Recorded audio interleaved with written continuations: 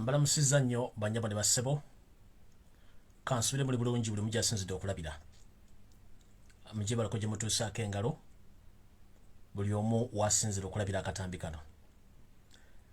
Nga bulijjo nabasuubiza nti ngenda kulabika ku saa 2 zennyini ez'akawungeezi ka leero era nga bwe nabasuubiza ntumbudde.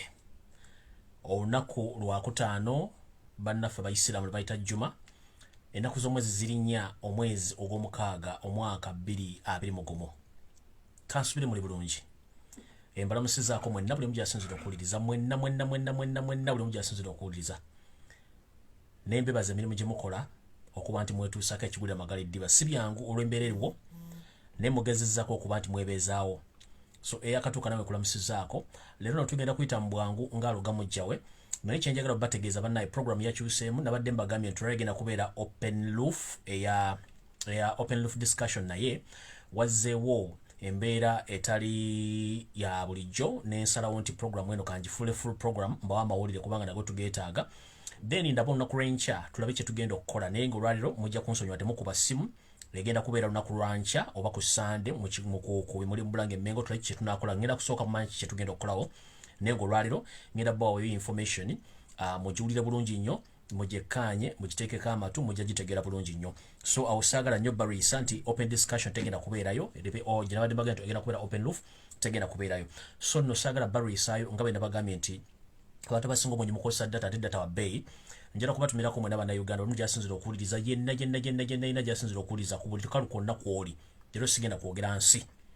Okusookera ddala nga sinatandika vidiyo eno njala osooka okubaza bannayuganda mwenna buli omu gyasinzira mu nsi yonna gy'osinzira okuwuliriza. Mbebazizza nnyo oba mbebaza nnyo obubaka bw'omwansindikidde ow'amazaalibwa obwadde obuwandiike obwa voice note abampadde amavoko aga birthday n'abampadde ebirabo nammwe mbeyanzizza nnyo mwebali nnyo mwebalire ddala temujjanga okwo. Love gye mwandaze yabadde ya World Cup so nno mwebali nnyo mwebalire ddala. So mwenna mbebazizza abasobodde okumpa birthday message mwebali nnyo mwebalire ddala. Buli omu gyasinzidde okuweereza ka message konna ate nange nentwala obuvunaanyizibwa buli muntu sekinnoomu ne muddamu ka message nga bwe yakampadde. So kyadde ekitiibwa ky'amaanyi nnyo okunjagaliza amazaalibwa ag'emyaka 43 eky'obukulu. So nno mbebazizza nnyo mwenna abampadde obubaka obwo. Naye nga bulijjo njagala okubaza abantu bano wammanga njagala okubaza bannabyabufuzi njagala okubaza public figures njagala okubaza ba MP abooluganda abakona b'emikwano followers bange mwenna gye musinzira mu nsi yonna mikwano gyange bwe tukola omulimu gwe gumba bloggers mwenna njagala okubaza ba celebrities mu Uganda wepo ne baganda bange bannyinaze ne mikwano gyange baganda bange abalenzi mwenna abakikubira ku TikTok abakikubira ku Facebook abakikubira ku Twitter ne ku mitimbagano gyonna ne ku Instagram mwebali nnyo obubaka bw'omwasindikidde y'ensonga lwaki mwenna mbebazizza buli omu kitiiki buli omu kyakikoledde. Abadde ku Facebook mbebazizza nnyo ba celebrities mu Uganda ne mu nsi yonna nga bannayuganda ba fellow bloggers bonna buli omu gyasinzira buli omu yampadde obubaka bw'amazaalibwa namwe mbebazizza ba followers bange mwenna mu nsi yonna ab'emikwano abooluganda abako ba MPs mwenna ba public figures mu Uganda ba politician wepo n'abantu mwenna abampeereza obubaka mwebali nnyo mwebalire ddala mwenna mbagattidde wamu era nembebaza nnyo mwebali okumpa obubaka obw'amazaalibwa temujjanga okwo. Mu ngeri y'enjawulo leero ngenda tumirako abantu batono nnyo then ngende mu maaso. Sinatandika kigula lugi nkyatandika. Njala tumirako abantu bano ku byalo bino gye ndakulira kuba nakulirako ke Masaka abantu b'ebyalo bino gy'ala batumirako. Bw'omanyi nti osibuka Masaka mu kitundu kye bayita Kijonjo ow'ekijonjo nkulamusiza ko buli mu kibuga boli Bweru oba oli Kampala nga wakulira Kijonjo Masaka Nkuke Naluzaali nkulamusizaako ng'oli w'Enkuke oli w'Ebukeeri w'e Naluzaali nkulamusizaako nkiddamu. Bw'omanyi nti wakulirako e Masaka mu bitundu wano wammanga kuba nabeerangamu nnyo ng'oli w'Ekijonjo oli w'Enkuke oli w'Ebukeeri ne Naluzaali mwenna mbatumiddeko nnyo mwebale nnyo okuba nti mungoberera kubanga ebyo bitundu nabeeramu nnyo era mwenna somera mwenna mbalamusizaako mu kitengeesa mpozi namwe kitengeesa mwenna mbalamusizaako mujje balako gye mutuusaako engalo nga nfundikira n'okutumira abantu ndyoke ntandika ekigula lugi njala tumirako muganda wange Wuma Lusali nkulamusizaako nnyo webale kubeera musajja mugumu ayagala ensi yo nkulamusizaako. Njala okulamusizaako mukyala gwe bayita Namayanja Joy mukyala Namayanja Joy nankulamusizaako webale kwagala nsi yo nankyukakyuka. Njala tumirako mukyala gwe bayita Hidaya Bint Elias nawe nkulamusizaako. Njala tumira ku muganda gwe bayita Master Lee wemanyi mu nsi oli South Africa ne muganda ge Philip Ganja wonna woli nkulamusizaako nga nawe oli South Africa. So be bantu abenjawulo benjagadde otumirako olwaliro especially nga njagadde obatumirako mu ngeri ey'enjawulo Wuma Lusali mwanyinazo na Mayanja Joy Hidaya Bint Elias nkutumiddeko Manstali e South Africa po ne muganda wange Philip Ganja era nga nawuli South Africa nkutumiddeko n'abantu be South Africa mwenna mbatumiddeko muje baleko gye mutuusaako engalo. Alright, kati nga mmaze okuzingazinga okutumira ku bantu abo njagala kutandika n'ekigula luggi very special. Njala tandika n'ekigula luggi ekiri very special. Nenga sinda tandika na kigula luggi njala tumira ku bana Uganda mwenna abawoomerwa akatundu kana k'ekigula luggi mwe bale kawoomerwa na kagoberera.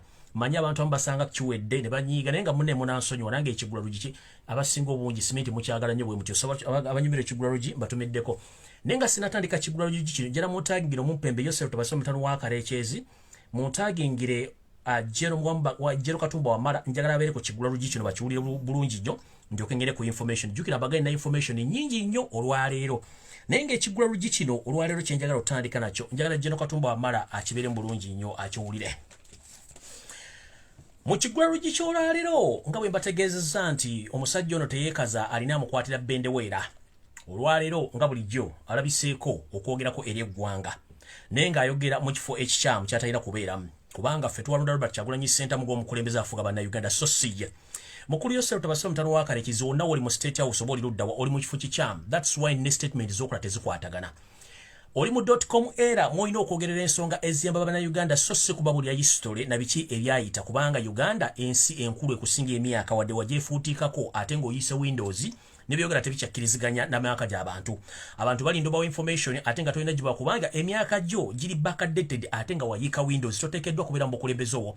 Ffe twalonda Robert Kyagulanyi ssentamu ye mukulembeze waffe. Era mwendaba MP abaddeyo simeki kimuddeyo kipya kubanga byonna bibaddewo bibadde matankana engera yennyini baddayo bagamba kubanga yayiika Windows takyalina kyatugamba. Yoseri tibahabula otabayisa omutano wa Karekyezi ovuddeyo n'okola ekigambo ekizibu nnyo n'ogamba bw'oti. Ogambye nti olwaleero okakasizza nti emmundu eyabadde egenda okutta Jeno Katumba Wamala yaba ADF era n'amasasi agamukubiddwa okakasizza. N'ogamba ye mmundu y'emu eyakuba omugenzi Joan Kagezi eyakuba Jeno Kiggundu yalibba wa Geita Mama Fina Sylvia Mukandoni bw'oyogedde bw'otyo. Njala kubagamba nti nze bannayuganda ekyandeta ku internet kano kubagula maaso na kubategeeza nti saizi genda maaso mu Uganda. Njala bategeeza Museveni kennyini mu Uganda bukyanga agiyingiramu yatandika okukola obubinja bw'abayekera obuyitivu nga yabweterawo yabwesasulira ate yabuvunaana. Bwakugamba nti emmundu eyakubye abantu bano ya Allied Democratic Forces ye tuyita ADF ono endanyini ADF yagifandinga okutuuka nakati nti n'omukulu waayo amulina eruzira ali ku special treatment omwami anyira jobera nti alinganga ali ku resort beach Entebbe nti yerira byennyanja na chips na chicken. Omwami ono ali mu komera ebisimanyiti kubanga nategerako information nti omwami ono mu komera abeerayo misana naye ekiro yeeta yanagenda mu makaage ne ba ajati n'abalaba era emirimu agitambuza bulungi ne business zitambula bulungi nnyo. Oyo yeyita nti yali akulembera ekibinja kya ADF omwami oyo bakwata Jaberi Mukulu. Jukira bagamba Jaberi Mukulu oligino omuzannyo guno yali yaguvaamu dda ne baleeta ono Jaberi Mukulu ow'ekicupulisa zino ali gubaga nti ali mu komera okubaza nti ono musajja alimba nnyo kino kye tuyita backtracking. Yose tubahabula otamani wa Karekyezi okumanya alimba gyerabidde. Bw'ogamba nti ADF yeekuba abantu bano njagala kuzzaayo nkujjukize mu kigula luggi ensonga esooka. ADF kibiina kya byabuyeekera kyeweeterawo gwe kennyini ng'okifacilitatinga. Alisira kwena gwe kennyini gwe wamweterawo neweeterawo Joseph Kony nga gwe omwetereddewo era n'oba facilitatinga nga bw'otta n'abantu ekyo saagala okirimbe. Omukulu akulira ADF Jamiro Mukulu gw'omuyina eruzira naye ng'asiibayo busiibi ekirabeera ajjatibe ng'akola emirimu gye ekyo nakyo njagala kikujjukiza. Gwe kennyini ozze otugamba nti nno olwaleero ovudde n'ogamba nti olwedde mwena mutuuse okunoonyereza ku ngeri gye badde basseemu Jeno Katumba Wamala ekyo kikyamu. Njagala Jeno Katumba Wamala obeere ku vidiyo eno kubanga wengenda okusemba okuteekako ladda era nkubula biki ebigenda okubeera kuba nagambye waliwo plan B ey'okuzikiriza. Kati Yoseri tibahabula otabani wa Karekyezi manyi oli mu ddiira awo mukyala wo Janet Kembabazi mutabani wo Muhoozi Kanyerugaba waliwo mukoddomi ne first family yonna weeri aba SFC aba ISO n'aba SMM n'abamu mu kuwandiika ebintu bino njagala mumpulirize bulungi. Saagala musule notisi njala muwandiika ebintu bino kuba tukooye bannayuganda abakukunavu okufiira mu bintu by'ekisiru ne bwebuzabuza banga bafuka banaaba so nga ate mwe kennyini mumanye ekissa abantu bano. Tosobola kuŋŋamba Yose tibahabula otabani wa Karekyezi ne batabani bwe babbi banno emufuge gwe mubwabba eggwanga nti otaddewo akakiiko akagenda okunoonyeza ku bane bagenda okutta Jeno Katumba Wamala ate nga akakiiko kwataddewo ke katula mu family meeting na Salon Jeno Katumba Wamala attibwe ani gw'osiriwaza. Jeno Katumba Wamala njagala oggula amaaso akabino kateke ku ntebe amatu ogaggule owulirize ensonga zino. Newankubadde nti Abaganda mulina ekizibu kye mulina nti Abaganda mwagala nnyo okwerabisa mu bantu mbwe temunyiiga era muli bampisa nnyo. N'ekintu kye mukolera abantu bano y'ensonga lwaki batufutubaddeko batuse n'otufuka omusiro ku mutwe so nga ate si bwe kyandibadde. Batulaga kale ntufu tuganye okutegeera ffe twefudde mu ffe tusinga okubeera hole ate nga ne yali asinga okubeera hole ku nsi kuno Jesus Christ oba Yesu Kristo omwana Omunazaalesi yakubibwa embooko ffe kennyini abantu twamuwa ne bamukuba embooko n'akumirwa ku musalaba n'afa n'addayo wa kitaawe taddanga kubanga ekimuganye okudda luli bamukuba mbooko na misumali ka tulina tiya gaasi tulina embooko tulina tiya gaasi tulina nuclear weapons tulina n'abantu ab'emitima emibi tulina n'abasezi. Kati Jeno Katumba Wamala n'Abaganda bonna bali maje ne ba indigenous Uganda mwenna bakyasavinga mu UPDF in a message njagala egende gye muli mwenna. Yo seriti bahabula tabayisura the son of Kareches ntumidde ku ba police mwenna gye muli mu barracks gye mulabira video zino. Mbebaziza nnyo kuba nti mwagala eggwanga lyammwe mulekerawo okucunya banna Uganda. Manyi mukungana gye mukunganya mutandika okola videos n'abajasi mwenna banna Uganda ba indigenous soldiers abasavinga eggwanga Uganda namwe batumiddeko. I salute you. So badde mbera ba police mwenna batumiddeko ba DPC ba RPC ba private mwenna batumiddeko buli woli awo nga muli mu ka group ba muli makago limukola ba TV nkutumiddeko mwe bali kusavinga ggwanga n'aba prison n'aba UPDF mwenna batumiddeko. Ntandise bwenti yo seriti bahabula tabayisura gwe nanyini ADF era leka tubuzaabuza abantu bano ossa abantu bangi mu Uganda. Watandika genocide kuba indigenous Uganda slowly nga bana Uganda babuzaabuza ngokola statement ezitakwatagana nga bwogikoze olwaliro. 1 oze otta abantu mu category zino wammanga oyina scientific genocide gyokola ngeri mu category ya poison eyo yesooka. Nokola scientific genocide eya accident eyo yakubiri. Nokola scientific genocide eya disappearance omuntu n'abula nga tazzeemu okulabikako wedde bamuziika eyo weeri. Endala gyokola gye tuyita ey'okutta n'amasasi ze categories nnya naye nga category zino ezo eza accident zibadde scientific nga nzibu okumanaginga okutegeera. Ez'okubuzaawo eyebadde enzibu nnyo okutegeera n'ey'obutwa essa abantu bangi nnyo abadde batategeerekeddwa. Kati njagala kwogera ku specific genocide ebadde oba elimination assassination ez'okola ku bannayuganda nga tebategedde nti gwozikola. Ogambye nti nno mutuse ku kinyusi abantu badde bagenda okuba nti mugenda kufuna abadde bagenda okutta Jeno Katumba Wamala. Njala kujjukiza emyaka 35 gy'ofugidde Uganda teri ripooti yali efulumye ku muntu yenna yali attiddwa. Njagala ogireete abantu bano wammanga obatisa mundu era n'otandika okuwayiriza ADF gwe kennyini gye weesasulira abantu okujja nga tebamanya nti ADF yo. Njala tandika n'abantu bano mu myaka 35 ozzossa abantu bano wammanga tekuli omuntu n'omu report yali efulumye. Ntandise bwenti bwe watta omugenzi Dr. Andrew Tankome Kayiira report yafuluma. I'm asking you, sir, did the public of Uganda received or got the report concerning the death of Dr. Andrew Tankome Kayiira? Nowhere. Tugenze maso tugenze ku mugenzi Felix Andrew Kaweesa, he was assassinated, no report. Tugenze ku Mwoyo gwa Ggwanga Kirumira yafa masasi, terror report. Tugenze ku mwami Major General Kigundu yafa tewali reporting amasasi ge gamuse. Tugenze ku mugenzi Kazini kubakuba amasasi mu nju ye namuwoza bamukubye ennyondo, terror report. Tugenze ku mugenzi Abiriga Ibrahim tewali report, oyo nno yali wa kibiina kyo. Tugenze ku mukyala Robina Kayaga Kiyingi eyali mukyala wa Dr. Kiyingi, tewali report. Tugenze ku mugenzi Edward Mugaru eyali omusajja omuganda omugagga mu Kampala yeddira empindi, taata wange wamutta Edward Mugaru ng'omweralikira nti alina ensimbi. Watta Edward Mugaru mu ngeri etiisa ng'ate ye muntu facilitating ng'otulero. Tugenze ku mugenzi Joan Kagezi nattibwa amasasi, tewali report. Tugenze ku Baganda 1,300 abawamba ekibuga Kampala bano baali mu kibinja ky'abayeekera bakwata Kampala ekya UFM bonna bewattira ekitugumu nga babasebusina mundu, tewali report yali efulumye n'abalala bangi nnyo. Ovayo otya n'okinnambuka nga kamuja atudde ku malaalo okangabiriza obugulu otaddeko galubindi obuzaabuza abantu mbusimanyi mbutuyina trace y'abaana baamukubye Jeno Katumba Wamala. They shouldn't fool you kubanga kino kiggula lugi video tennaba. Let me tell you, Jeno Katumba Wamala, this is the real information. Yourself Tabasura, the son of Karekezi, ordered the camera section of Ugandan police to switch off all cameras in the radius of 2 kilometers within the area where you were about to be assassinated, or in the area where that scenario happened. He ordered the police officers who were controlling those cameras to switch off all the cameras in the radius of 2 kilometers mukifo bade bagenda okuttira. Kye yakoze to disorganize the public kwe kuddira ka footage akatambudde mu radius ya meters 20 nga kaliko wa boda ke yakoze kodda. Njagala kubuuza mu ntinda yonna kisaasi gye badde bakuttidde ssebo, kamera zonna ziri ku radius ya mita 2 kwe yalagidde boda. Weebuuze lwaki bonna ababadde mu camera section bonna bakwatiddwa. Why? Kubanga balina footage alaga bano engeri gye badde batambulamu. Remember, camera zino ziri stationed mu bifo nti eno camera 1 wevaako camera 2 yerina obuvunaanyizibwa bw'okukwata ekifaananyi ekyokubiri, camera 3 buli junction ebeera ne footage waayo.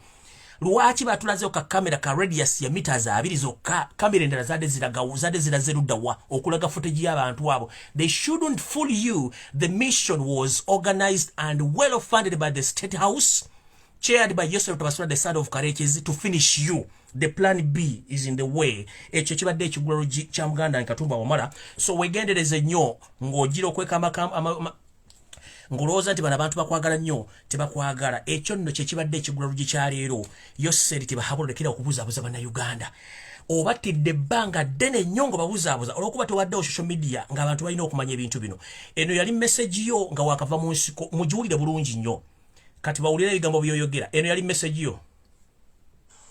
It will not do for you to be a DA in a district and people are murdered and you don't arrest the murderers. It will not do for you to be a district police commander and people are being killed in your district and you don't know what's killed them. This will simply not do, will not work. I will not accept it. I will not preside over a country where a Ugandan is killed and the authorities do not know who has killed him. Oyo yali gwe Yoseti bahabula mutamu waka nga tonnayika Windows. Abatamanyi Windows ye system laptop ba computer kwe tukola abamasimu. Bwe banga Windows yayiika essimu tebaako kyekola laptop tena kyekola. Kati n'omwami ono yayiika Windows okujja mu public okuyimbanga bannayuganda lwazze okwogera n'ababuli yayisitula omufu nga attachment bali mu system etta abantu. Kati video etandise ekigulalo gikiwedde, njala tandika ne video eno bulungi nnyo, ngitandika bulungi nnyo mulyoke mutegeere ekiri mu nsi. Oba maliriza ne Jeno Katumba Wamala ono lumu tulyoke tugende ku firimu endala. Ndowooza katandike ne Jeno Katumba Wamala lumu tutandike ne firimu bulungi nnyo. Alright, Jeno Katumba Wamala sigenda kukulisaayo muganda ngo olw'ensonga nti obudde tulina butono nnyo ate abantu balindidde information nnyingi nnyo. Mukama wange Yesu Kristo oba Jajja God fege tuyita jja mu lulimi olujamaika yakutaddeko akasubi okwongera okulaga abantu bodiringa nabo emitima gyabwe egy'omunda. Olunaku lwatusumatuse ennyanga za Walumbe Ttanda, abantu bano bazzemu ne batula ku lunaku olwokuna mu State House Nakasero ku ssaawa 3 ez'okumakya. Nkiddamu bwe wasimatuse ennyanga za Walumbe Ttanda ewaffe gye nsibuka, baddamu ne batuuza olukuŋŋaana olwa First Family byokka ku ssaawa 3 ez'okumakya lwaggwa ssaawa 6 ez'omutuntu. Abantu abali mu meeting eno mwalimu Yoseti bahabula Tabasura ntano wakale Kizimba Nyondaba, mwalimu Muhoozi Kanyirugaba, nze gwe mpita Muhoozi Kanyirupama mwali yali mu meeting eno. Mwabaddemu Jeno Salimu Sale kunono yavudde gye yabadde eggulu najja mu meeting eno. Mwabaddemu Janet Kemba Babazi yabadde mu meeting eno. Mwabaddemu ne Audrey Lwabogo mukoddemu wabe yadde mu meeting eno. Be bantu bataano. Kiche bakuteeserezaako kye njagala owulire. N'ensi yonna public wawuliwali njagala mutegeere muleke kwebuzaabuuzanga ebintu mbiwulira. Buli yensulira gwa nagamba togamba nti nze saakugamba. Teri TV te radio station egenda bagamba bigambo bino mu Uganda nga bwe mbyogera. Kubanga abalimbidde ebbanga lya myaka 35 ng'enkoko bagiyita ssekoko bagiyita nte, ng'ente bagiyita ngamiya. Ebintu ebikyamu bitakyakola mu .com era. Njogera nti Z njogera nti Z agenda yetuge. Bino byenjogera batuba mu democracy nsobera obyogera mu court kubanga nina obujulizi obulaga nti mmwe mbadde mukola ebintu bino all along ng'abantu basirisa ate sinze nzekka. Abantu bangi balina obulumi ku mitima mwabatira abantu baabwe nga mwebuzaabuza. Kati nze Jeno Katumba Wamala kankugambe muganda wange nti embulire tefa yonna ebyange kambi kugambe ebyebadde mu meeting eno. bw'obasima tusa okufa Yosef tebasiba mutono wa Kalisiti yalidde emmere nenkubulira nti tebakulimba nti ba assassins bakyaliyo nakubulidde nti baali bakulumbye ku ssaawa 2 n'ekitundu bakutte bo bagende bwalemwa bano bavuga badde wa mukama we yabawadde omulimu gye nakubulidde era badde bagenza otuukayo bulungi nnyo nga mission emaze obbalema baba bakutte ne babatwala embuya babasanyizawo ku ssaawa 5:15 babasanyizawo ne bakubulidde togenda bafuna bafudde kyawedde ebyo yazze okwogera nga ye story zakola buli lunaku Museveni kwebuzaabuza nga afukaana aba oba leka kwebuzaabuza nga muziba atunula mu kolansi ayagala okusala ekkubo bw'ateekayo omuntu nawulira sound tamanya mmotoka wagyeva eva kyengulu eva kyemmanga kubanga amaaso tegalaba kati bannayuganda badde ovuga ebbanga lyonna ffe tetuli basiru nti tuli bawumba tuutu Museveni katubuzaabuza nti gwosinga okutegera mu Uganda kyokka ekituufu nga wayiika Windows ne family yonna mwayiika Windows temukyalina kye mutugamba kati gwe okubuzaabuza bannayuganda n'ojja bagamba simanyi ADF nga yiyo gwogisasula nga ne mundu mu Uganda kitegeeza nti omuntu ali private akizibwa kukwata mundu ng'emundu zonna ziri registered amasimu ga registered nga ne pichipichi ziri registered kamera zonna zikola buli junction yonna oŋŋamba otya mbu kamera footage mwafulumiza ya radius meters 20 nga ate ntinda yonna n'ekitundu ekya byonna ku radius ya kilometers 2 mwalagidde police eswitchinge off cameras to hide the evidence kati ntandise bwe nti General Katumba Wamala muganda wange wuliriza bulungi nnyo eno message nga bwe njogera mwenna ba indigenous Ugandans most especially those who are still serving in UPDF police prison take caution about this information. It goes direct to Katumba Wamala but includes all the serving officers, the indigenous Ugandans. You are not safe. Intandise bwe nti mu meeting eno abampembe bano family kana akatwesibyeko akatawezadde bantu 30 abategeeramu oba kubanga tugamba nti essaawa ebeera ntuufu mu lunaku nti bwefanga yafiira ku ssaawa 7 era bwe zituuka ku ssaawa 7 mu lunaku olwennyini ebeekola naye bano bo baafiira ddala bano bonna bwe batudde mu meeting ino bakkiriziganyizza ku bintu bino wammanga era nga babikkiriziganyizzaako okusinziira ku pressure ne guilty conscious gye balina that for the first time ever in their history they have missed their target era kyabalumye nnyo nkubuulidde ababaddemu nkubuulidde ababikoze na biki but they are very very very disappointed that for the first time in their history they missed their target. So in this meeting which was organized on Sunday at 9 a.m. in the morning, the State House in Nakasero. The people who attended this meeting, they are as follows. Yosef Bahabura, the son of Karechezi, Mohos Kanyugaba, Salim Sare, Janet Kembabas, and Odrek Rabogo. Those are the people who attended that meeting. In that meeting, they agreed on the following issues towards you as Plan B, because Plan 1 or Plan A failed and you survived. General Katumba Wamala, abasajja bakugambye bati. Bagambye bati nti gwe kennyini n'omukuumi wo bodyguard eyawonyeewo mulina okwanjula pasipoti zammwe eri ab'ebitongole ebyokwerinda nga n'obudde bukyali nkiddamu bakkiriziganyiza nti General Katumba Wamala n'omukuumi wo mulina okwanjula pasipoti zammwe kuba ebitebe ebyokwerinda mu ggwanga muziweeyo kubanga tebakkiriza kufuluma ggwanga wonna we mulina okulaga balina okubanga tebakkiriza kufuluma ggwanga mulina okusalininga passport zammwe with immediate effect nkimanyi banze kikutegeezaako gye bujja ye item esooka ngenze ku item 2 mukulu General Katumba Wamala bagenda kuteeka ku 24/7 surveillance. They are going to put you on 24 hours surveillance and they are going to monitor you and they are going to survey you through the following methods. Listen very carefully. Bagenda kukola ebintu bino wammanga baagala kumanya kiki kyokola baani bw'oyogera nabo wa gy'ogenda okufuna eddagala essimu z'obadde tomanyi ez'ekyama already abavubuka obadde otambula nabo ku mirundi egiwedde obulungi already bawaddeyo dda secret zo ez'ekyama eza contacts ziri tapped oba ziri wire tapped buli kyogera kyonna bajja kuba bakifuna so baagala kumanya wa gy'ogenda okufulira obujjanjabi baani bw'oyogera nabo na biki by'okola eyo enkola ey'okubiri enkola ey'okusatu baagala kumanya bantu ki bw'oyogera nabo mu public mu magye ne wabweru w'eggwanga n'okwetoola eggwanga lyonna. Enkola ey'okuna tebagenda kuddamu kukkiriza kufuna kye tuyita airplay oba media yonna egenda okuhostinga to explain what happened.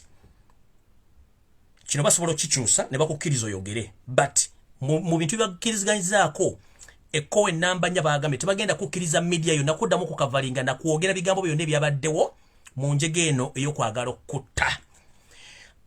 Akatundu ak'okutaano, bonna kitole abantu bataano ba First Family bakkiriziganyiza nti General Katumba Wamala must be killed within the next 90 days from the day you survived the assassination plot. Do you copy, sir? The First Family agreed that General Katumba Wamala must be killed within the next 90 days.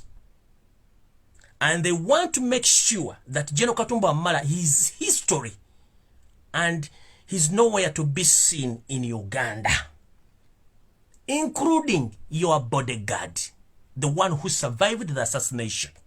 Hope you get this point loud and clear. Era mmanyi kuno kwoli. Tugenze Katundu mbako mukaaga.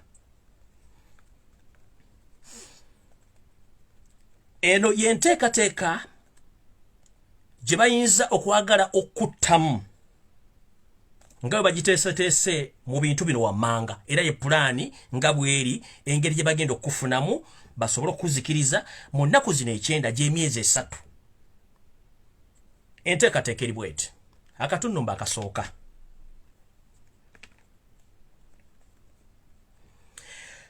Kaakano bagambye nti General Katumba Wamala bw'anaalinnya ekigere kye mu ssetteeserezo w'eggwanga kye tuyita Parliament, n'ogeza obubaka olubuulo olw'ekigere mu kiriro ky'emmere ekiri mu Parliament gye tuyita kantiini, bataddewo omuzibu ennyo owa SFC. Olwo tawadde butwa abaweta mpisi kundi, era oyinza obutawona mu byokulya byinza okulya mu kantiini ya Parliament. Ke Katundu akasooka. Tugenze Katundu akokubiri.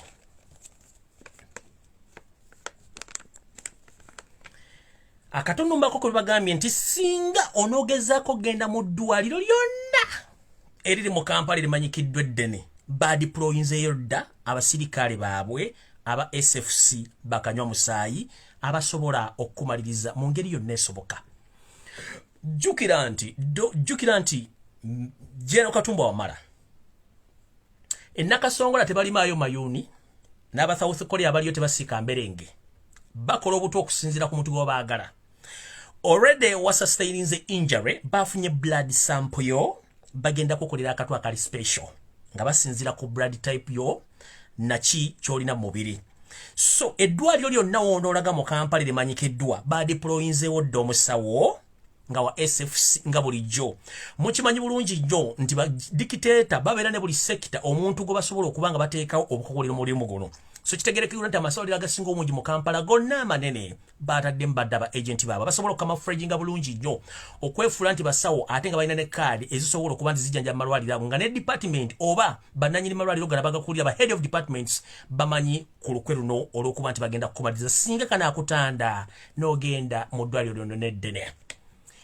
Akatundu akokusatu, mu nteekateeka empya eriwo mu maka go gy'onooba osuze gwonna kuba simanyi maka g'olina, balina ekintu kye bateeseteese ku kino bagambye bati bagenda kufunayo emmotoka ganyegenya enkadde bagiteeka okumpi ne woofulumira mu maka go ku lunaku lwe basazeewo okutta. Ku olwo olunaku baliteekawo omuvuzi wa lundaaganya nga yeeyambalidde nga bano banneekolera janga abayola kasasiro abasajja basomba amanda ku kyalo, naye ng'ono musajja wa SFC ajja kuba ng'alina omugemera wala nga ne mu radius ya mita 5 okuvaako kujja kubaako awamuyamba kola olunaku okumaliriza. Nkiddamu eno kamafuregi y'amaanyi nnyo ate oyinza obutagisukka. Bagambye nti bayinza okuddamu okukozesa akakodyo akalala era bagenda kufunayo ekimotoka ekikadde kye banaateeka okuliraana ewwo mulyango w'ofulumira Mukoweri erimu era bajja kufuna omusajja ow'akagaali aneefuulanga masiikini bana abayoola ebisaaniiko oba batunda amanda ku lunaku olwajja kubaawo naye ng'omusajja oyo ajja kubeera the top hitman wa SFC naye nga ne mu radius ya meters 50 oba n'okuba mu bumpi bwawo nga waliwo abalala abajja okuba nti bamaliriza omulimu guno. Akatundu akookuna kagambye bwe kati bakimanyi nti oli mukwano gw'abangi omuli ab'amagye abasomesa abasawo bannaddiini mwe muli ne bapasita mu Kampala. Bakimanyi nti General Katumba Wamala oyina omusumba omu gw'osinga okukolagana naye era omwagala nnyo mwogera naye. Njagala kubuulira nga nenna bugisi mufungize omusumba ono toddamu mwettanira wadde omugendako wadde ogenda mu kyaki yonna Katonda nga bwe yafugizaako eddusu essabiro gye tuyita kereziya oba kyaki b'omuzikiti buli w'otuula Katonda akusangawo. Mukama wange nkusaba osabirenga mu njuuyo ne maama waffe akusangewo awo musabire awo. Buli pasita yenna gw'obadde olinako naye enkolagana nga mwogera omu ku bapasita be weesiga emikwano gy'onfanfe yaweereddwa akawumbi kamu ak'essiringi za Uganda okuba nti yeetabye mu lukwe olwa pulaani B ey'okumaliriza. Bw'anaaba takikoze ne bategeerewo omulajo ogenze era kintu kye kimu ekyo nakyo kitegeere. Tugenze Katunumba akokutaano. Mu Katunumba akokutaano bagambye bati nti omukuumi wo kawonawo eyawonyeewo mutegeeze bambi nti naye bakyamutambulirako nti era bano bagenda mulagira agende afune okugemebwa kw'ekyo agende akobererwe ekirwadde ekya COVID-19 mu buwaze naye tajja kuvaayo. Bw'anaaba yeebuzaabuza ng'afuka anaaba bagenda mukyusa gy'akolera bamutwale gye banaamutwala eyo gy'ajja okusinkana bajjajjaabe gye bali ennyindo gye zirembekera mukoka. So bodyguard weebereremu ng'obudde bukyali. Mu nfundikira drone yaŋŋambye nkugamba ebigambo bino wammanga. Yaŋŋambye okusinziira ku nnaku ze bakuwadde ziyinza okweyongeramu oba okusigalamu ezo kubanga abantu bagamba nti baagala bakutte kubanga baategedde nti gwe baategedde nti wategedde nti bo bennyini bebadde balina okutta. Okusinziira nti buli muntu yeenenya ate okusinziira nti wali ayagaliza munne kufa kubanga ffenna lyekkubo limu litukwata. General Katumba Wamala drone eŋŋambye nkugambe bwe nti bwe kiba kisoboka osobola okugendako mu embase yonna ekuli okumpi n'osaba obuddamu n'osobola okufuna ofuluma eggwanga ng'obudde bukyali kuba muganda ng'obudde bukuweddeko omusoto omulumeko bw'oba ogumanyi ng'egyo obadde mujjanga okumala ebbanga ddene omanyi kyekitegeeza. Kino kituzaawa ne bantegeeza nkutegeeze nti kyusa ku makubo g'oyitiramu naddala ng'ofuluma mu geeti oba wankaaki ennene at least kyusa mu geeti mw'oyitira sinakindi drone eŋŋambe nkugambe nti mukama wange kyusa mu budde bw'otambulira. Bw'obadde ofuluma ssaawa za matiritiri ku makya ssaawa nga 2 okutuuka ku 3 lwakiri fuluma ku 5 ate bw'oba okomawo okome ku mulimu ng'okomawo lwakiri mu ssaawa 10 olyokoddewo nga ensi ekulaa bulungi nnyo. Awo oyinza okuba nga wootaakirizaako dowuni bye ŋŋambe nkugambe. Dowuni ne ŋŋamba bw'eti nkutegeeze nti wabadde mu bulumi bwa njawulo nnyo ng'osiibula omwana wo wepo nga naawe olaga obuvumu. Baŋŋambye ng'omujaasi omutendeke eyazirwanako mu myaka egiwera 40 n'ogenda ku training eziri basic. Baŋŋambye nkutegeeze nti mu kuziikako kwennyini walabye omumpembe CDF David Muhoozi facial expression ye ne body expression ye ng'ekulaga greatness ey'ekika ekya waggulu. Jeno olina kye tuyita experience mu kutunulira omuntu. Tunuulira omwami oyo kubanga babadde bakuttidde emmotoka zonna ezaakuyiseeko zonna zaabadde za state nga ziri staged to confirm whether you are dead or not. Although bakyusiza number plate ng'eziriko za nsi ndala n'emmotoka zonna ezaadde ziyitaawo zaabadde ziri well organized and planned okonfaminga nti ofudde. Era n'abamagye ab'amaanyi abasinga obungi bonna bebadde bayita mu mmotoka ezo nga ziri tinted gwe nga tomanyi sooka weebuze Jeno. Of all Ugandans who have been knowing you for quite a period of time, how dare you, or it took you almost 1 hour to be rescued to leave that place. Nge motoka bagira bagimanyi nti woobeeraawo bakulabe bwe Katumba Wamala waliwo akavuyo omuntu Good Samaritan asobola okuyimirira n'agamba oh wait a minute ono si Katumba Wamala wait a minute kye kibaddewo kubanga tukimanyi nga bulijjo nti omuntu bw'afuna akabenje emmotoka ze zimugjawo bazira kisa lwaki tewabadde emmotoka yonna ezaakuyiseeko yasobodde kuyimirira ask yourself why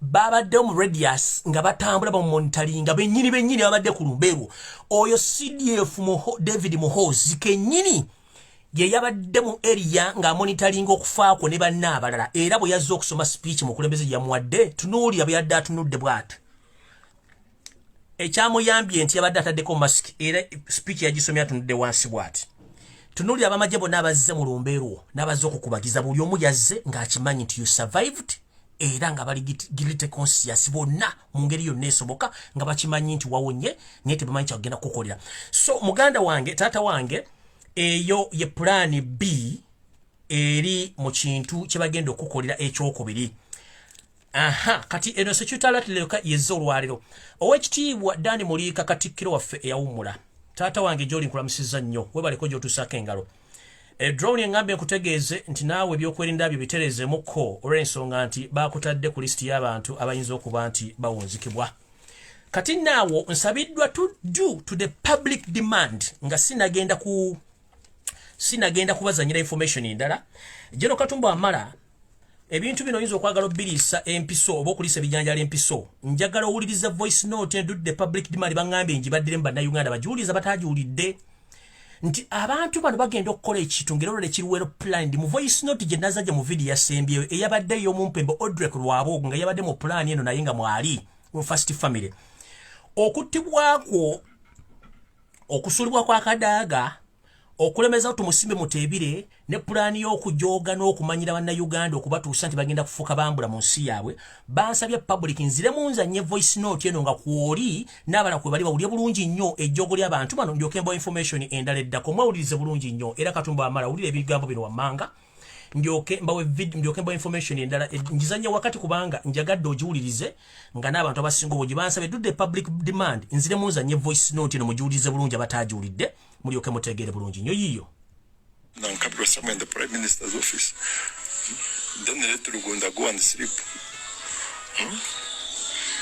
I defended Mutavire at the bed sure stays there. I made sure Mwakanes gets the contract going. He gets it is a sick man, anytime he will be dying. It's going to reach a time when he needs chemotherapy. But you know, when you start chemotherapy, you are dead. You are literally dead. Actually, I told him never go for chemotherapy. Take any other form of medication, especially dietary medication, if you still want to live. If you start chemotherapy from 4 years, you get 3 years. You further do chemotherapy from 3 years, you get 1.5 years. Then from there, you get 7.5 months. So I told him, just there, no, you leave it at that. And really, things are working out. Okay? And they're moving.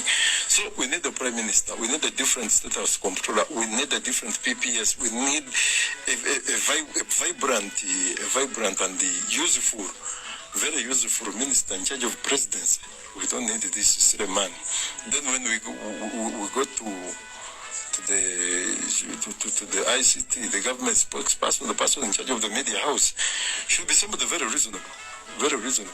Very reasonable. See how Donny Wanyama has been doing his business. Things have been okay. They've been moving very well. Now we have to fight and make sure that we have a very good vision group head. If we fall short of that, then we're not going to do enough. So we still need total control. Now there are particular people we need to weed out to the Uganda Broadcasting Corporation. Because if we leave it the way it is slowly getting hijacked and giving platform to useless things instead of promoting what we already have. They normally want to charge me when I take my advice there for my businesses. I told them we are going to make it. And we're going to make sure that things, work out. Now look at the stroke that happened in Kenya. They thought I'm going to lose anything. Why would I lose anything? But how many people have lost the market? For me, I do my business diligently well. So whatever happens outside that, I don't care. I don't care. These days, the Malamelun has made me a topic of the year. Do you think I care? I see. For you, I know. You know how these things have been happening for long. You cannot be that ditched. But just somebody who goes yapping. And moreover, on these useless radios, you got to these useless radios and televisions which have no audience literally, and you bash me there. It is okay. It is okay. I don't care. I don't hold any public office that I'm going to be convicted. I'm going to be blamed by anyone. That the IGG is going to summon me. Parliament is going to summon me. I will control, and anybody who proves to be very stubborn, I'm going to hand all of them. We need a different speaker, a different deputy speaker. That's what I take over. If Ruth fails on her job, I have so many people who can do the job. Sarah rejected. Was like, no, me, I'm loyal to Kada. Said, you know, most of you people from the East are simply stupid. You are literally stupid. But you prefer to work with the Northerners and the Westerners than all the rest. They do some good work. So we need the URA as well. We need the minister, the first minister for transport. You see, Katumba Wamala is becoming very powerful. And is being observed and respected by the army. Something I'm lacking. We need to bring him down completely.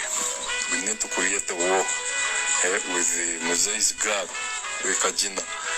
That fight is going to have him kicked out. Let him go back to general services. Let him get a different ministry. He deserve to go into works. Let him start some silly things out there. So now the whole thing, you see, when you look at operational evaluation, look at this young man called Ham. He wanted to start a project that would humiliate General Sare. How could such a thing happen really? For you start an agro-processing plant. So the rest of the world will be asking now, Operation Wealth Creation has been here for long, getting about $500 or $600 million every year, and we don't have an agro-processing plant. That would be humiliation on the big bro. It's the first family. It is something we could not accept. We need to fight this man completely, and we sway him off the radar. Let him go down there and start, we make him a tabloid man. But let him not feature. Seriously, he's still too young to be so successful. Too young. The man is not yet 40. For us, we started seeing some real money when we had almost clocked 40. But now this man has an empire from, I think he started building this empire when he was around 24, 23. There. How lucky should the Muganda be? After spending 35 years in the power, 100%, 99% of the power should be from one region. The wealth should be from one region. The rest should be either puppets or employees. And at the best, they would better be slaves. That is the new Uganda we need. We need a dynasty, a very serious dynasty. I know His Excellency doesn't like these things, these ideologies. He doesn't want these ideologies, but I'm not alone with such an ideology. We are going to seize education and health completely. We become part of it. Then we end up in agriculture and the Premier's office. We control the refugees and all of those. Then we extend beyond all boundaries and make sure that we are the people in charge of each and every aspect. Then we go to the private enterprises. The Uganda are very sharp people. They're very good businessmen. They can survive even with the smallest amount of money. Awo mujiwulidde bulungi voice note due to the public demand bangamba njiddemu buli kyonna kye nali njogedde mu video zange olukunkumuli eziri ku YouTube enembwa etunda ebiwoowolo by'abantu amawogwe g'abantu ensigo emitima byonna ebimayi biri ku lupapula bakubulidde buli kimu bani bagenda okutta bani bagenda okujjawo bani batayagala kubeerawo mirimu ki gye bagenda okuyingira mu health sector agriculture public buli kimu bagenda kiyingiramu bakikole kubanga balina buli obusobozi ne bagamba baagala abantu bonna basigadde babanga basavanti baabwe ekyo kiba kiwedde kati kangende ku information endala ekyo nkimaliriza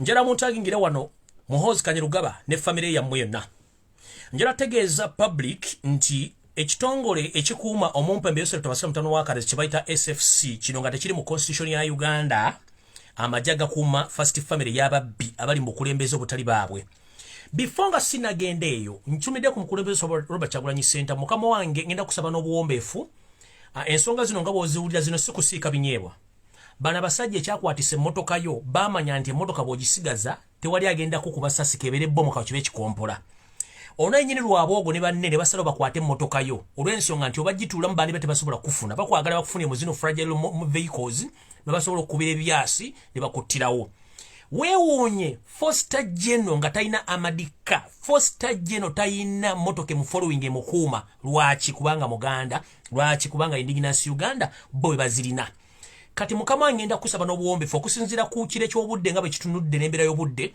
ngenda kusaba tuwe press conference obuulira abantu account number oba ya URA bannayuganda bagenda mu mwezi gumu baagala kusonda sere za URA emmotoka eveeyo lwakiri emmotoka ogisulenga mu busuzi oba si kujusula mu busuzi ogitambulenga n'amafuta bajja gagula bakuuma obulamu bwo ensonga lwaki baatwala emmotoka eno balina mission y'emu ng'eya Katumba Wamala kubanga emmotoka bazimanyi basobola zisasira amasasi mukama wange Kyagulanyi Robert Center osabiddwa bannayuganda n'obuwombeefu ovayo tukole press conference ng'ozze ne bank account ozze ne mobile money number oba sente zonna abantu baziteeka bali willing okusasula emmotoka eno mwezi gumu nchidda mukama wange Robert Kyagulanyi Center okusinziira ku information gye nfunye emmotoka eno baagiwamba nga baagala kuteeka mu target ya bakusanga emmotoka yonna gye baagala bagikuba masasi bukole ki oveewo baatula ne bateesa nti bakuggyeko emmotoka eno osigale ng'oli mu target kubanga eyo amadika ne baligikubye ekikompola oba bagikuba masasi bali tebasobola kujjamu kubanga emmotoka esobola okutambula kilometers endala 10 nga tennakola ki tennawummula ne bagikuggyako basobole okuteeka mu target kati bannayuganda bansabye nkutegeeze bakole press conference oba buli account ko bagenda oteka sente oba mobile money oba bank oba account ya revenue authority sente zino bali willing ozisasula mu mwezi gumu emmotoka eveeyo oba osula mu nsuli oba ogigenda mu ku beach oba ogifumbiramu naye ng'obulamu kyekikulu ekisingamu byonna kubanga abantu bano bali willing nnyo okukola kye bagenda okukola okusinziira ku information gye nabawadde luli neno yennyini olwaliro se mukama we bansabye okole press conference oba buli sente bagenda oziteeka people are willing to pay sente za revenue obukadde simanye enkubi 3 babusasule emmotoka bagikuwe ogitambulimu kubanga ekitali ekyo mukama waffe wandibanga naawe oli mu nteekateeka y'emweno kyakugisaako emmotoka kati ngenze mu maaso bwenti ekitongole ky'amagye ekikuuma famire y'ababbi abaffere abayika windows bonga balowooza kimu arrest and kill ekya SFC kino kimaze ebbanga ddene nnyo nga kyeddiza ettaka ly'ekalangala ery'abantu bakisinoomu n'eryaliko erya gavumenti n'ettaka lya Buganda njala tegeeza eggwanga nti bano baazimbye ekkomera eriri mu mazzi the underground water prison baalizimbye era lyawedde ekkomera lino litwala abantu 5 bateeka ba inmates ekkomera lino lirimu ebisenge ebiriko bye bagenda oteekamu emisota emirala bagenda kukirekanga miggule naye nga ekiro basobola okuta amazzi ne gayingira mu kkomera lino ekkomera lino teririmu mataala lino baalikoze okuteekamu bannalumanye ne ssaalumanye bagenda okujja mu safe houses ez'enjawulo mu Kampala wakiso omukono wajje bagenda obbajja babateeke muno okusingira ddala ekkomera lino ligenda teekebwamu abantu abaakubibwa obubi nnyo abamenyebwa embiriizi abamenyebwa emikono abaggyibwamu enjala abakubba embiriizi ne zimenyeka be bagenda okutandika okusomba nga kiteeberezebwa nga n'olwaliro ennyini basombye abantu abawerako okuva mu safe houses ez'enjawulo okubatwala mu kkomera lino ekkomera lino ku kizimba ky'ekalangala nga liri underground mu mazzi gye baalizimbye ndoza mujjukirako Lumbuye balaga nti ttalo ze baali bazimba mu Lake Victoria zaali zeezo zennyini ku zo nga n'endala ziri kalangala eyo ekkomera lyawedde nga lyakomodatinga abasibe 500 naye nga bonna balimu baana ba Nuupu ate baana b'abantu ekkomera lino gye liri ekalangala lyawedde liri under SFC control ne ISO ngera kati batandise okusomba abaana abantu batwaleyo nyongwe kusinga batwalayo abaana bonna batusaka ebikolobero babatwale nga ekigendera ky'abaana bano baagala kubateekeyo battireyo sina kindi baleme kuddamu kulabikako emisota gino gye bangambye gyaviiridde ddala mu ggwanga lya South Korea gyabutwa ngo bugukuluma era towonera ddala ekisinga babagenda kuzika buziiseeyo oba okuleka otayirire ku mazzi nga bo bakola ebyabwe tuzeyo mu nkola eya Mussolini neyitira yennyini bala abasajja gye balowooza okukola bannayuganda tugenze mu maaso bano abantu kennyini emisota gye baaguze gya busagwa ngera najjo giŋŋambiddwa nti gyatuuka ku lunaku olwokubiri mu ggwanga nga giva mu ggwanga erya South Korea era gyayingira bulungi nnyo mwegiri ne tugenda kukomera eddala eryazimbibwa mu bisaidi y'ekyenjojjo lino liri mu kibira wakati ddene nnyo liri mu kibira galinga makane nga manene nnyo muno mbaleeta abaana b'abantu okusingira ddala abantu abababuzeeko nga baali bannabyabufuzi oba abaana abaali abenkanamu nga bawagira change mu bitundu eby'enjawulo muno batwalamu abantu eddwaliro ekkomera lino liri mu kibira nga likuumibwa abasirikale aba SFC oba kwepo n'aba ISO abawera 10 abaligaadinga bwe bakuyingiza eno gwe togenda kuddirayo ddala olw'ensonga buli gwayingizaayo tadda afa bufi nti ekivundu ekifuutuka mu kkomera lino kyokka kikumala okukuttira mu wiiki emu n'ofa ate buli afa tebamuggyaayo kubanga gwe basuulayo ye kennyini mu wiiki emu aba amaze okufa kuba teri mmere teri kye bakuliisa kubanga kalinga kattiro so abantu b'ebundi bujjo mu bibira by'ebundi bujjo mutegere bulungi nnyo nti waliwo ekkomera eryazimbibwa mu bibira by'ebundi bujjo gye balitaddeeyo nga bateekamu bannayuganda abasinga obungi gye bafiira ne batadda kulabikirwako mu nkola yemu yeeyo nga obukodyo buno bwonna kati ow'amakomera gazimbibwa babujja North Korea wepo ne Vietnam naddala kano akali ekalangala aka underground water prison mujjukira abalaba firimu ezisinga obungi ez'aba Vietnam amakomera ge basima mu ttaka ne bakuteeka mu mazzi ne bakuteeka ku keegi n'obeera obwo ge makomera ge gambulwa kuba nti nno liri kalangala naye nga liri underground okuba batadde mu mazzi tugenze mu maaso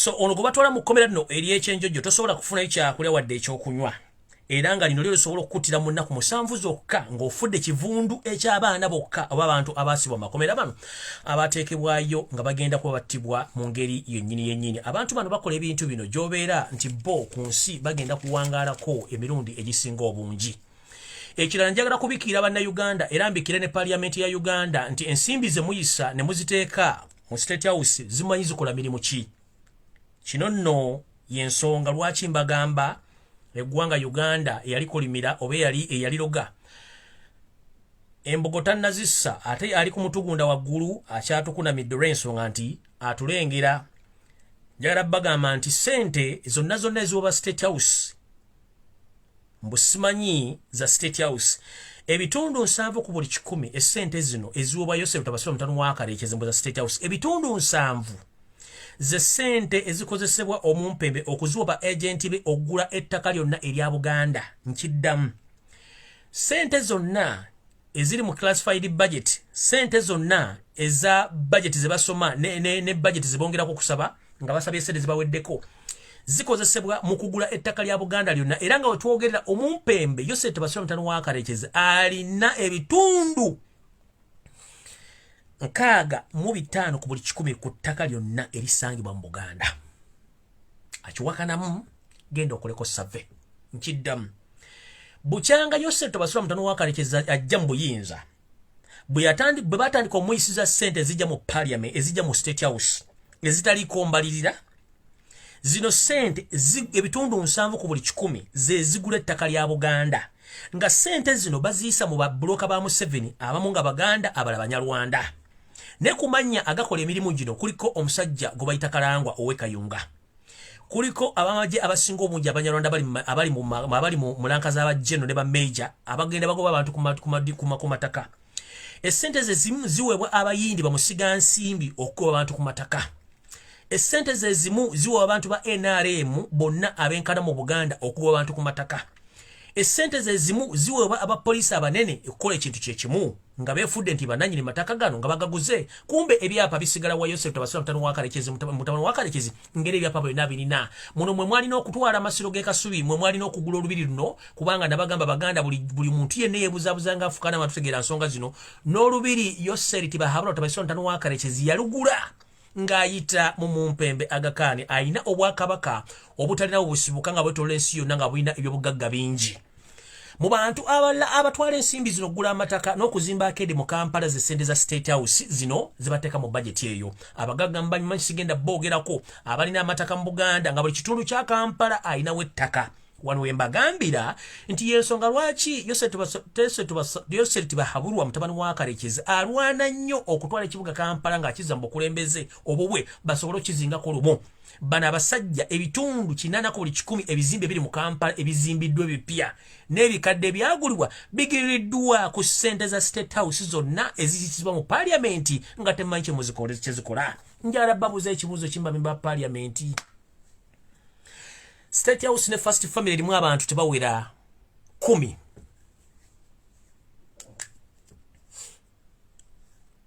First Family nga bwolaba ya America nti ya Barack Obama yali mukazi we yali mu ye n'obwana bwabwe bubiri nga abakozi ba State House ba White House bona basigadde government ya America yebasasula omusaala kati nkikuvugidde nkizize Uganda kuba kiri nkuwadde kyakulabirako nti Obama yalina abaana babiri mukazi we naye nga balina ssente bafuna entonotono.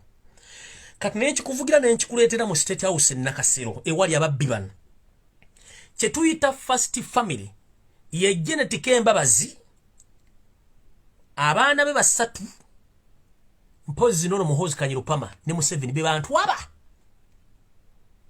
abantu bano ku buwumbi n'obuwumbi ssente ze babadde bawa bali essuwaani mmeka olunaku. Museveni yambala empale mmeka andawe ya mmeka era ebinywa ebikubu bya caayi bimeka era state lodge zonna eziri mu Uganda zonna zikola mulimu ki bwe tuba nga twagala costing bwe tuba twagala okukendeeza ku nsaasaanya ya government state lodge zonna mu Uganda zikola mulimu ki Museveni azisulamu.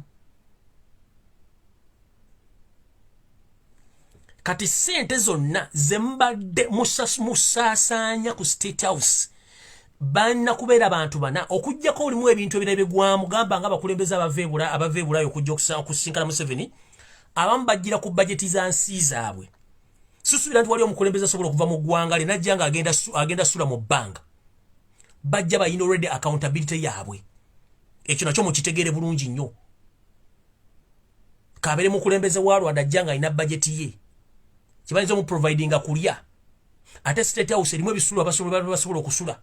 Zino zonna ssente zembadde musasula zimuwa State House kuno kwe kuli bambega bali mu nsi yonna Museveni basasula.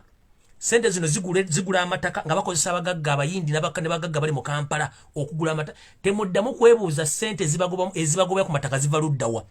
Ze zino ssente zebazisa mu Parliament Museveni nazikozesa ozuwa abayaayibe okugula amataka gammwe gonna okugamalawo nga n'amataka ga Buganda gonna ebitundu 65 ku buli 100 Museveni yageddeza dda era agalina.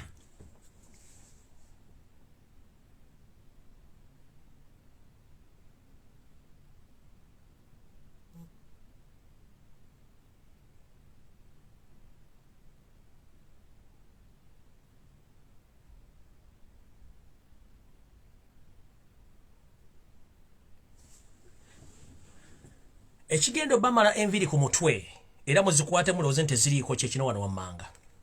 Okusinziira ku nswera zange ez'okukisenge zingamba bwe ziti nga bwe nabagambye nti bano balina enteekateeka ejja buli atali munnayuganda mu system. And this is my last message to all brothers and sisters, most especially the indigenous Ugandans. Whenever you are the most especially our brothers and sisters from the northern Uganda, this message goes direct to you. There have been a game Museveni and his entire family, they have been preying around on Ugandans. Right now, he ordered his younger brother, General Akandwanaho Salimu Saleh, to station himself in the northern Uganda with an agenda of taking over entire land in northern Uganda. By befriending you, but in particular, these people, they are there to take over your land and to divide you so that he does the same game which he had been doing all along in different parts of Uganda, mostly in the west and the central, that is Uganda. This gentleman, he's good at divide and rule. You have been together, more especially the northerners. But this gentleman tried to divide you through creating rebel groups, including Aris Lakwena, including Ikoni, including other rebel groups which were suited in northern Uganda, just to create divisions amongst you so that he can find it easier to penetrate in the northerners. That's why in this voice note, the previous voice note which I've played, this gentleman said that we are going to do exactly the same thing which I've been doing to overtake 90% of Ugandans unaware, so that we can take all their belongings, including land, properties, and their entire life. So my brothers and sisters in northern Uganda, either you are serving in the UPDF, police, army, or anywhere in the government office, be aware. The reason being that Museveni right now is befriending you so that he can make you comfortable that you are the one in the system right now, but behind the curtain is the one giving orders. Right now, Chief Justice is coming from where? The Inspector General of Police is coming from where? The Speaker of the Parliament of Uganda and his deputy are coming from where? The police is read by who? The prison is read by who? The prison is read by Abasaja, but there are so many northerners in that service of the prison service and the other sectors. So he's trying to befriend you so that you come near him or close to him, so that you don't get scared. That is good. That is his tactics, because he's good at making his friend. He makes himself so friendly to the people, but with the hidden agenda. Right now, he's trying to bring all northerners together, that he's friend to those northerners, but with the hidden agenda, whereby he stationed his brother Salim Saleh to camouflage, but with the agenda. Let me ask you, my friends from northern Uganda, General Salim Saleh was born in northern Uganda? No. Why is it that the northerners, as we speak right now, are very poor?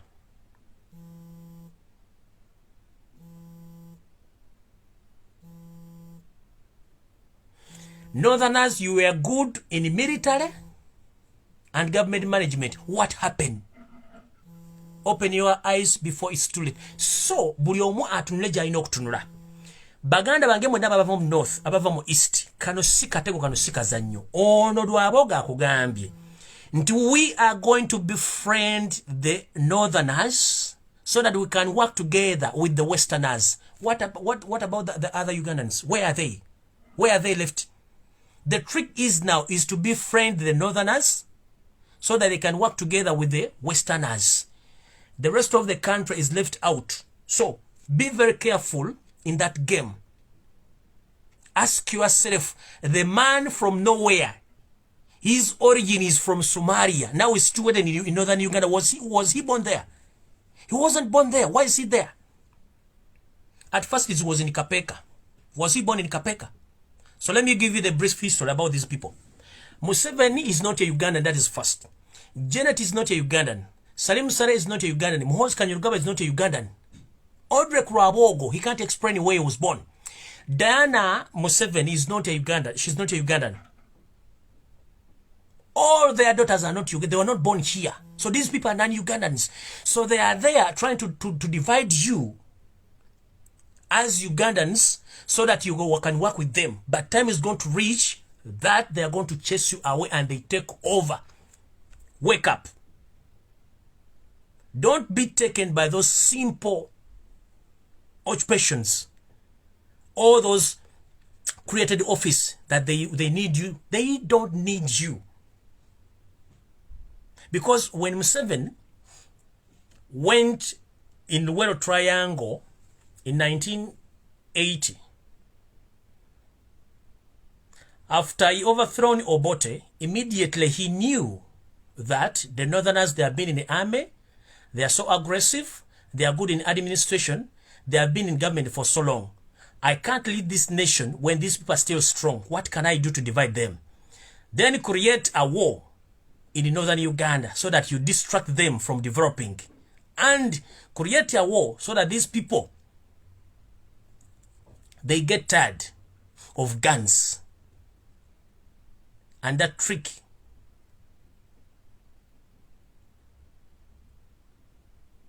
was organized and well planned and was successfully managed by Museveni up to now.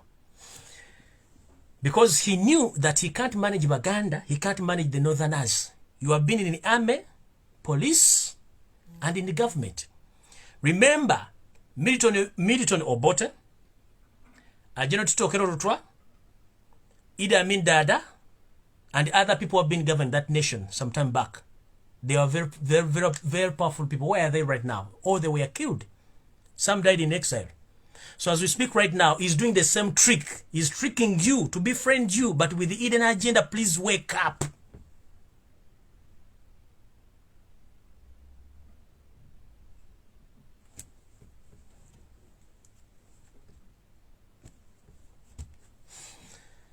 Okay.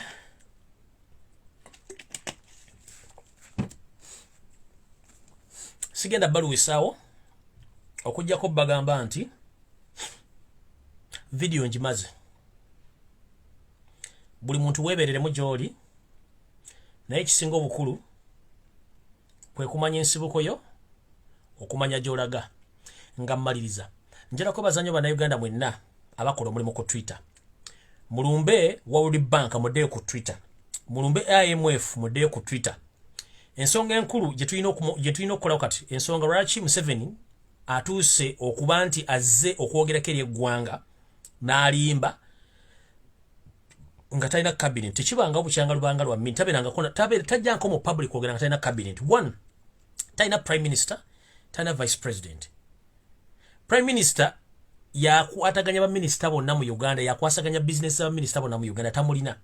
Vice president aliwo kiguuma azange ntekuma mu kyoto taliiwo ne baminisita tebaliiwo kubanga ekisooka alinda sente za IMF, alinda sente za World Bank. The moment that gentleman receives money from IMF and Bank of Uganda, buli kimu agenda kimala. As we speak right now, he's preparing his former financial minister, that is Matia Kashaja, to come out on 10th of this month to read the budget. Naye agenda kugisoma inamu kikyagenda okusoma tekiriwo kubanga they don't have cash. Jukira Rwanda minister ayina okuteekawo sente n'ebigenderako. Buli Rwanda state minister ayina okuteekawo sente n'ebigenderako. Banka temuli sente, bannayuganda baavu, mutunde poliisi zonna mu Kampala n'emirirwano. Buli muntu yagula pikipiki n'ogikozesa boda. Pikipiki bagitunda mu spare kubanga ebigenda maaso mu Uganda, mukitegeere bulungi nnyo. So, business ya boda naye ayagala gibagobako. Tekigenda okugenda maaso. Bannayuganda mwenna basindika sente Kampala.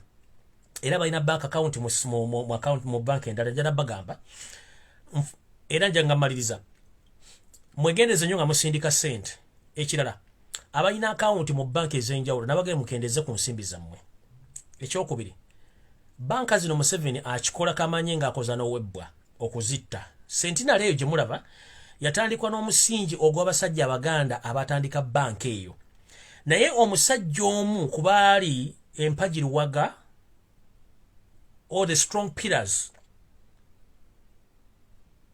of the people who started, or the people who initiated, or the people who started the Central Bank, he was recently assassinated silently before his boss, Dr. Sepira Nkizito Lwanga.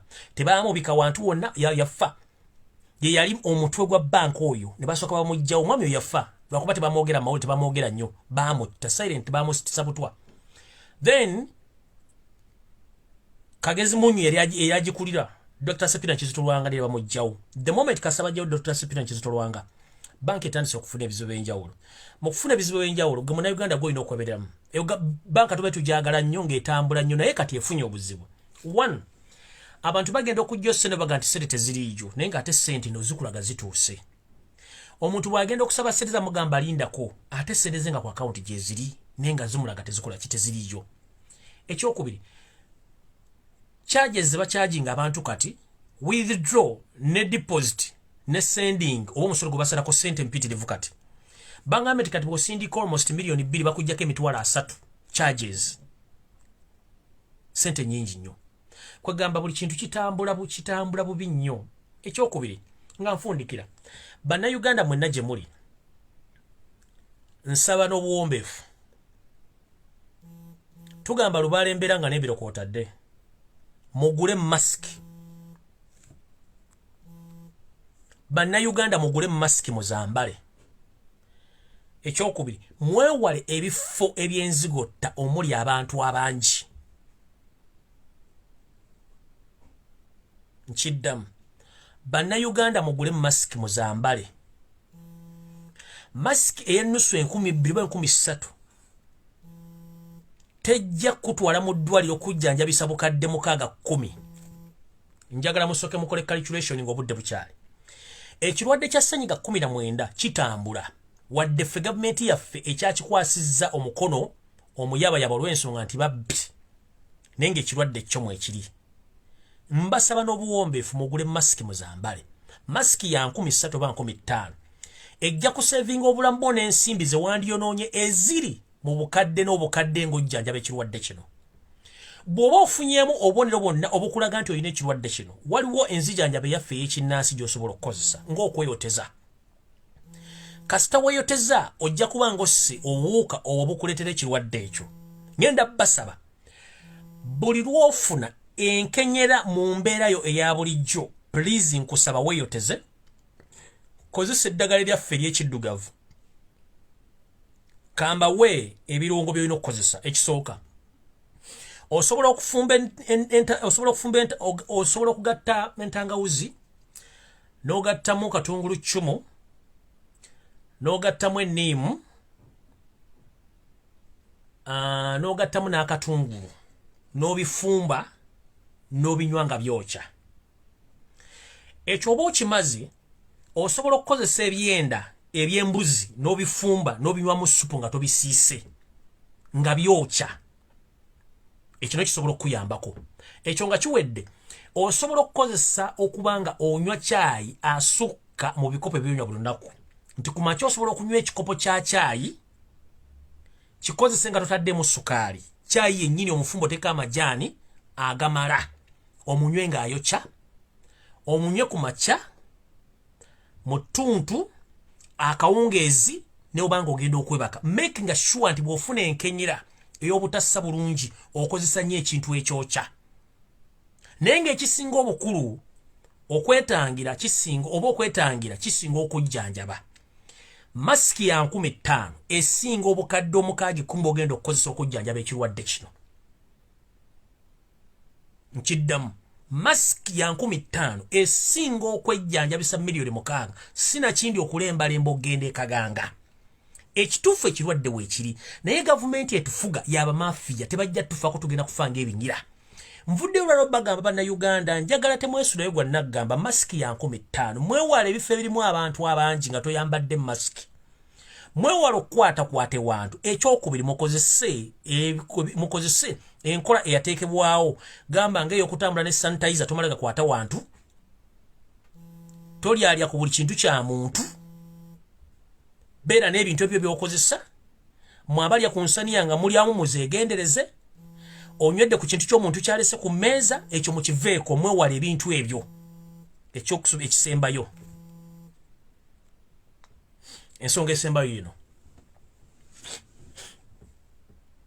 oli wa ddembe ogenda okufuna ky'olina okufuna naye oli wa ddembe okwekengera mu mbeera emu oba endala kubanga kikkakatako nga ggwe constitution ya Uganda ekuwa eddembe okusala okulwenga ggwe omuntu omukulu ne bw'oba owulira ng'olina kyeweekengera nkusaba togenda bw'oba owulira nga tolina kyeweekengera genda naye nga kyonna tugamba nti okwetangira kusinga okujjanjaba okwetangira kwekulwa muddeyo mwambale masiki muzigule bw'ofuna enkenyera nkuwadde ekikolo n'eddagala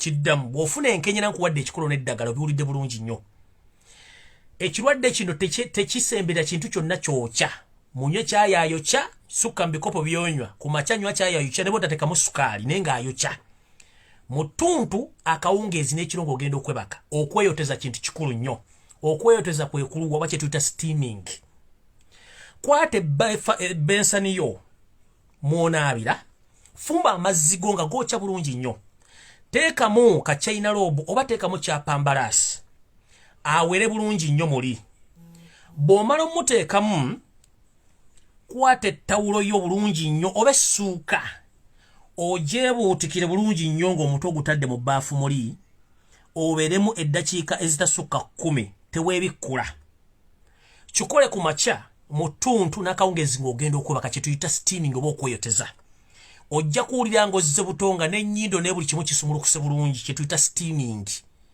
eyo y'enkola eyaffe ey'ekiddugavu etali ya kizungu kubanga okweyoteza kya butonde ate kikola bulungi nnyo ekyo bwe kiba kikulemye okukola then ogenda kuwanga tonkuwadde amagezi agasinga obungi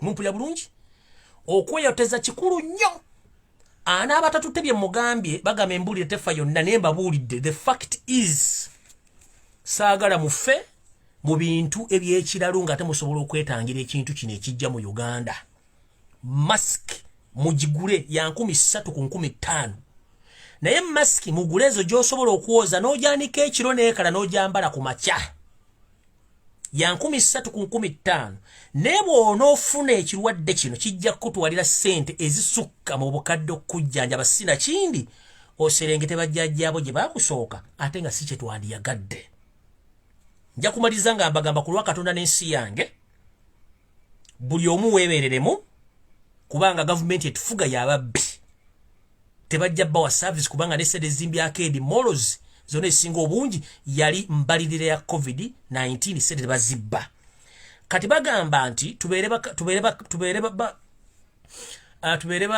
tubeere bagezigezi ng'obwana bw'omusota bakava mu kisunku kalumirawo ekyo mukitegedde bulungi naddala bannaffe abali mu nsi ezisinga obungi n'abali mu Uganda ewaka mufune mask mugikole bulungi naye okweyoteza n'okunywa supu w'ebyenda by'embuzi nga tomusiise ng'ayokya ebirungo by'eddagala embawadde likola bulungi nnyo mumpulya bulungi ekyo bwe kiba kiganye ng'enkola gye nkugambye okikola 7 days a week naye nga era wotaddeko mask bw'owulira nga enkenyera ekyalimu osobola okgenda okulaba omusawo n'akubulira ki ekiddako naye nga mu ngeri yaffe ey'obutonde ekyo kikola nnyo okulwanyisa ekirwadde ekyo abasobola okuba nti mulina engeri we musobola okukolerako duyiro naye mulungi nnyo ng'omaze okukola ebintu bye nkugambye duyiro mulungi nnyo okuggula emisuwa n'okuggula amawuggwego ng'odduka kirungi nnyo ng'omaze okukola eno system gye nkugambye era osobola okujogingamu oba mu ddiiro lyo n'odduka ne weetolola oba tolina ddiiro oba ne weetolola mu kisaawe gwe balaba muntu adduka kumbe gwe okeepinga fitness yo n'okuba nti oggula omubiri gwe bulungi nnyo jjukira lw'otuyana ng'obaddemu ekirwadde ng'ekya ssenyiga njagala omuntu alina ssenyiga nga tolina covid ogenda odduke ng'omaze okumira oba omize eddagala ettuufu erya ssenyiga oba omize habo nga wa ssenyiga ogenda odduke mu kisaawe okumala emirundi 5 okwetolola ekisaawe bw'osigala ng'oli kyekimu ojja onkuba engolo nfe kubanga ffenna tuli bantu kugambye joginga kijja kuyamba okukola mukama akumira takumira mpeera naye musibe bulungi mweraba naye nga mumanyi nti ekirwadde gye kiri masiki ya layisi nnyo mweraba